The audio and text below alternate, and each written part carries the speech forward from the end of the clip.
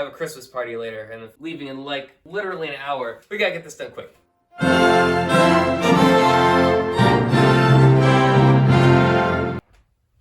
Ladies and gentlemen, boys and girls, children of all ages. My name is Jared Muller, and I welcome you back to a different part of my house. It's that time of the year, folks. It's not the greatest holiday of the year, but it'll do. That's right, it's Christmas time! You think I look good now? You think I'm excited now? You should have seen me at Thanksgiving. But I couldn't get a video out by that point, because I was so busy making all the food. Now, for those of you who don't recognize me, as always, it is me, Jared Muller. The inspirational, the handsome, the single Jared Muller. You probably didn't recognize me because I'm not wearing an apron. I'm wearing something just as good. Now around here we do Christmas, I do Christmas a little differently. And I'll show you how. Welcome to the Christmas special. If you liked the birthday special last week, then wait till you see this birthday special. Cause it's Jesus' birthday. And this whole holiday season is the reason we celebrate. The birth of the Savior who came to save us from our sins. The greatest gift known to man. Man, this outfit doesn't go well without my gloves, but I need to get new ones. They're like white, fancy butler gloves. I gotta get that before Christmas Eve service.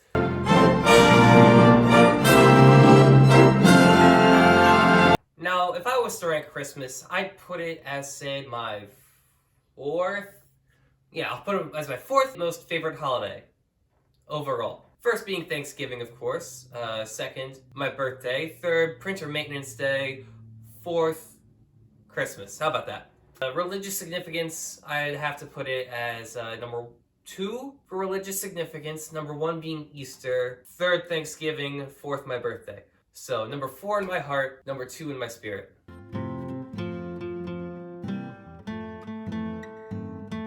Now the thing you have to remember with cutting down a Christmas tree, it's gotta be the right height. It's gotta be beautiful. The greatest tree in the forest. What you want to do is grab your axe by the handle, give it a nice heave, and then a really gentle hoe, as if you're lightly hoeing the ground, because you don't want to damage the tree, just enough to get it off the stump. With that mighty swing of your axe, give a little gentle nudge. And as you can probably see, it'll topple right over. You won't even need to shout timber. Then, with a mighty heft, you lift up your prize and carry it off to the homestead, where it may be decorated and displayed for all to see come Christmas morn.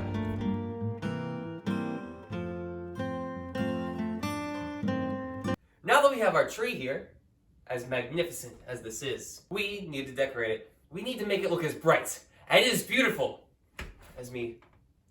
Let's get started.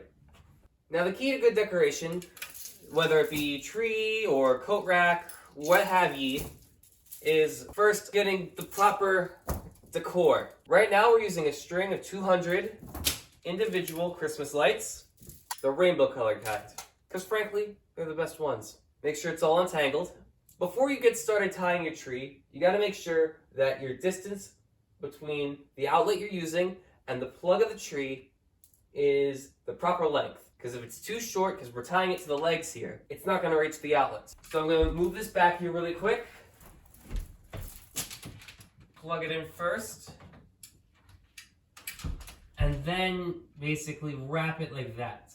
Once you get your length right, you can then take what you have, tie a knot or so around one of the legs of the tree here, make it nice and tight. And remember, keep a good length distance on your cord here, because again, you want this to reach the outlet. Once this is all secured here, we're gonna take this and wrap the rest of the cord around the base of the tree. Keep wrapping it around upwards, hitting every single branch until we reach the top of this bad boy. It's gonna be the greatest tree you've ever had. All right, let's get wrapping. Also, a good thing to do before you start tying or even decorating is make sure your lights work. Easier to do, tilt it down on its side. There we go. You guys gotta get that nice and tied, and then you can begin the wrapping process. Just gonna loop it around. Make sure this is very well taut. Just gonna loop it around like that. Do a little crossover here. And go the other leg. Generally speaking, you want to have about maybe 3 to 4 loops per branch and per section and per leg. Then you're going to loop it around the end bit here and bring it all around back. And you get the third leg. I gotta be careful with this tree because my kindergartners broke it the first year I brought it in the class. They didn't mean to do it, their book bags were just too heavy and they didn't give us any cubbies yet. So, there we go, fourth leg. This is the broken leg, so you gotta be very careful here. We're using a 200 string of lights because it's the perfect length for this tree here. Make sure you untangle your lights before you start too, just saying. All right, now you're gonna bring it back up carefully now. And then you're going to bring it around here. Again, make it as tight and as taut as possible. And then, like a Mayday pole, you're gonna take it like this and basically wrap around and walk around the pole.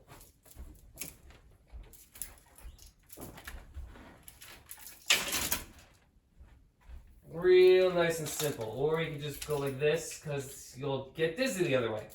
So you may be wondering, Jared, where did you get this brilliant idea from? Well, to be honest, I copied one of my inspirations actually. This was a joke they used in a VHS tape called Elmo Saves Christmas. Not sure if you ever heard of it. It's not the best Sesame Street VHS tape, but in that episode, Christmas happens every day. And it is horrible. Grover, in his many side hustles, in his professions, you know what he does? He sells Christmas trees. Now when you work with Christmas trees, having Christmas every day doesn't sound too bad. But he's selling live ones. And those needles fall off like crazy. Needless to say, there's a little bit of time travel shenanigans. Come back the next year, Christmas trees have gone extinct. So what happens is, Grover, being the creative entrepreneur that he is, winds up selling, or trying to sell anyway, Mr. Johnson, the blue guy he annoys to death in Charlie's restaurants as his waiter. He tries to convince him that this coat rack is the only Christmas tree option available to him. Because frankly it is. Like I said, Christmas trees have gone extinct. So, he shows this coat rack, it's covered in lights, there's a star on top, and it's a Christmas tree. It's beautiful, the greatest thing you've ever seen, not as good as mine. But that's where I got it from, the coat rack Christmas tree. So the one year my mom got me a coat rack, this coat rack, for Christmas, and decorated it just like a Christmas tree. And it was one of the greatest gifts I ever got in the past 5 years. Don't forget to fluff out your branches here. And you know what else is cool? I may not have beat Sesame Street to the punch, but I beat my other inspiration, VeggieTales, to the punch, because they wound up doing the coat rack Christmas tree too. Because great minds think alike. Remember 1, 2, 3, and then bring it around the other way.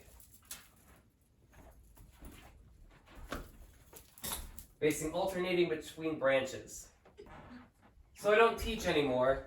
However, every time I go back there, I see my kindergartners, who are now second graders by the way. Time is flying so fast. And they, and everybody else that I meet, says, "Hey, Mr. Muller, you remember that Christmas tree we had? It was this. The Christmas tree in our classroom was just this coat rack, covered in lights with a star on top, decorated with our homemade decorations." And they loved this. They thought it was the coolest and silliest thing they've ever seen.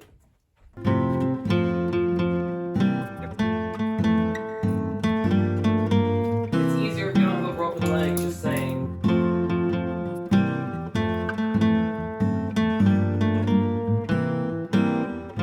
Once you get to this funky bit at the top, you're just going to keep wrapping around this Christmas tree, every alternating one. Get as many loops as you can, and then go on to the next one. Don't take up too much looping space because you can still hang ornaments from these. Now what's super important here is that you make sure your plug bit is at the top, and again, tie tautly, which means tight, somewhere near the top, because this is where our star's gonna go. Once we fix this leg for the umpteenth time. How's she looking so far? Beautiful? I thought so. Now what you're gonna do is place this facing front.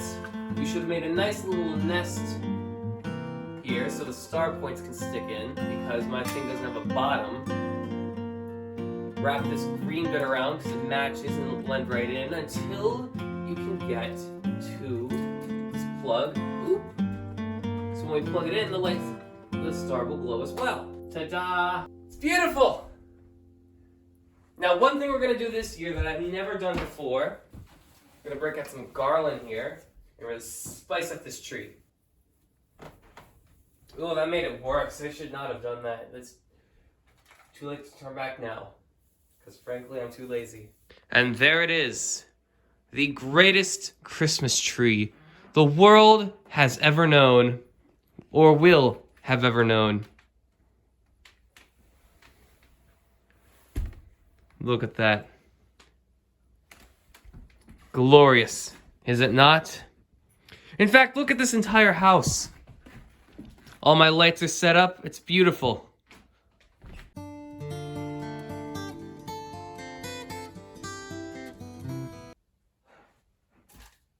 Look at this beat. Could it be what I think it is?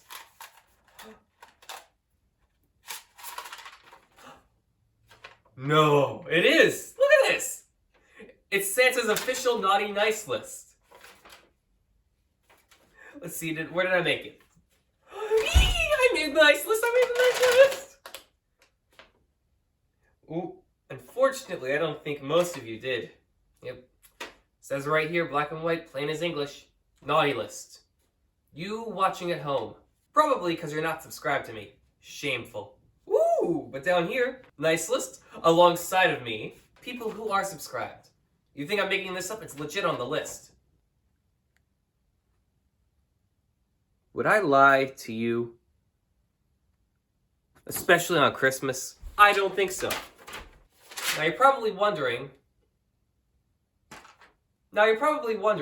Jared, did you write Santa a letter? Well, in fact, I did, but I'm not going to read it to you guys, 'cause it's kind of private. Number 2, I didn't send it. And do you know why? I'm going to tell you why. It would have gotten lost in the mail.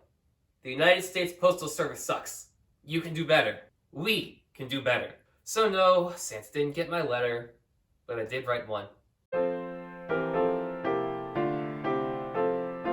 Well, here we are at the kitchen table, folks. That's right, it's time to wrap some presents. As you can see, I've got my wrapping paper and supplies. I've got the items and questions I need to be wrapped. I'm sorry. Did you think we're wrapping Christmas presents? No.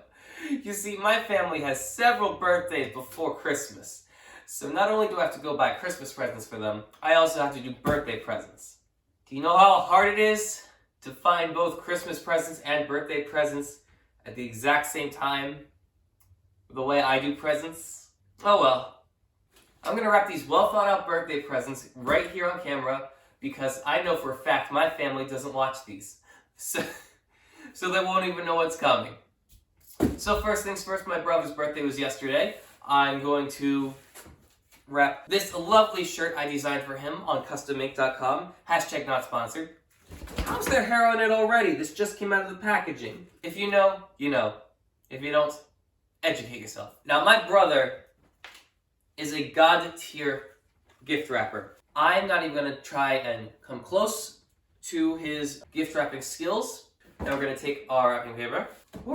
Make sure it's birthday themed though, as we all know. People who are born around Christmas hate their birthday presents being wrapped in Christmas wrapping paper. Now another reason why I'm not wrapping Christmas presents today is because they're still in that purgatory limbo of the mail system. Because the United States Postal Service sucks.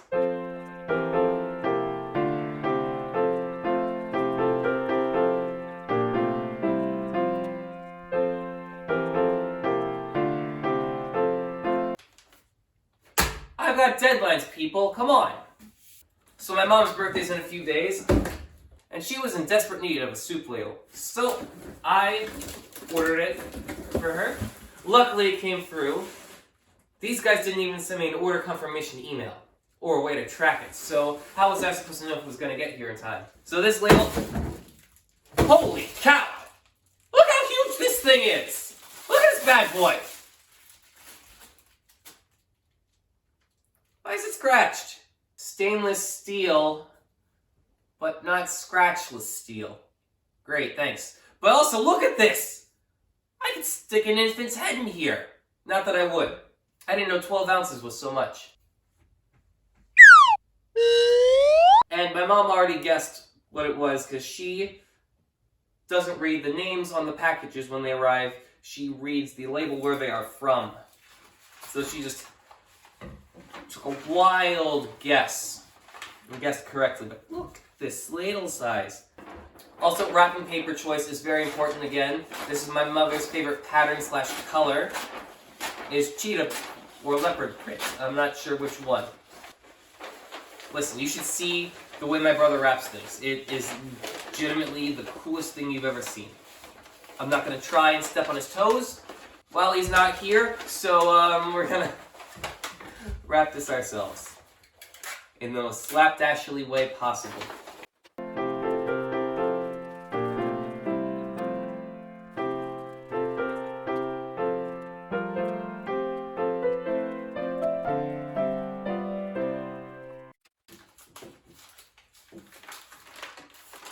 There we go.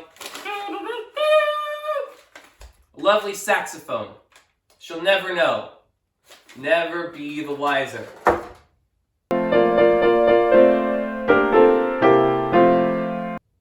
Oh, hi. I didn't see you there. Were you expecting a song? Of course you were.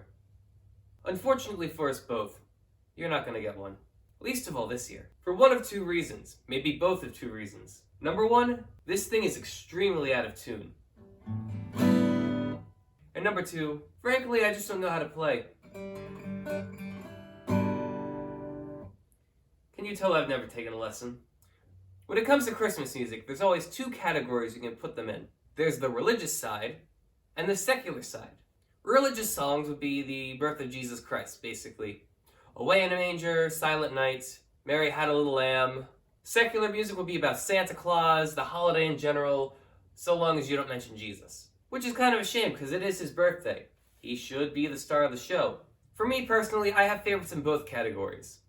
I'll list them both here. Now, I'm not going to be playing any of these songs for you, because I don't want a copyright strike for Christmas. Frankly, I'm a fan of the old secular Christmas music, and I'm a fan of the old religious Christmas music too. Some of these newer songs, they just don't hit as hard, you know? Like, What Child Is This? Beautiful. One of my favorite Christmas songs of all time has to be Christmas in Killarney, specifically the rendition done by the Irish Rovers. They recorded that song twice, but the one on the Red Christmas album is my favorite recording of that song ever. And it's a shame they never play that song on B101, or any Christmas station, really. I don't know what my favorite religious Christmas song is. It's one of these on the list here. We'll see. Music is a big part of the Christmas holiday. In fact, it's a tradition of ours, my family anyway, to listen to the very first VeggieTales Christmas album, called A Very Veggie Christmas, at least once every holiday season.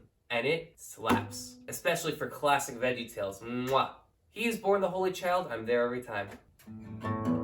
Yeah, I'm better on piano, play by ear. Never took a lesson in that either, but I can at least get a song out of that. I know where the notes are, if I listen to it. Which means I can play with my eyes closed, for the most part. That's a talent most people don't know about. Another thing my family watches or listens to each year is Elmo Saves Christmas. The main song throughout it, It's Christmas Again, is perfect cinema. And it plays a big part throughout the special. It's not the best Sesame Street VHS tape, and it's not the best Christmas special. But as far as my nostalgia goes, and as far as that song is concerned, I sing that every year, especially on the 4th of July. If you watch it, you'll know why.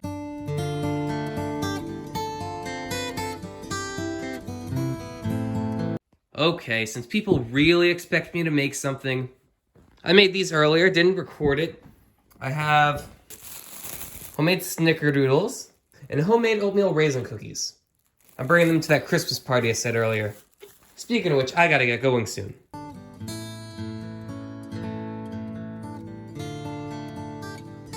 Of course, we all know that Christmas is really about celebrating the birth of baby Jesus. the savior of mankind. Happy birthday, buddy. And that's it. That's what Christmas is all about. Jesus. Because the greatest gift of all was Jesus. No, it wasn't that guitar I was playing. It's not this amazing hat. It wasn't even this Christmas jacket that my sister got me. It was a man. Young Emmanuel, God with us. I wish you all a Merry Christmas. Don't forget to celebrate the Son of God this year, as it is the reason we do this. Each holiday, each birthday, there's a reason we celebrate it, and sometimes we forget that. Bogged down with the lights, and the presents, and the trappings, and the confetti, and the stunningly good outfits. We need to take the time to really reflect and remember what this season's about, giving thanks to God for sending His child. Merry Christmas.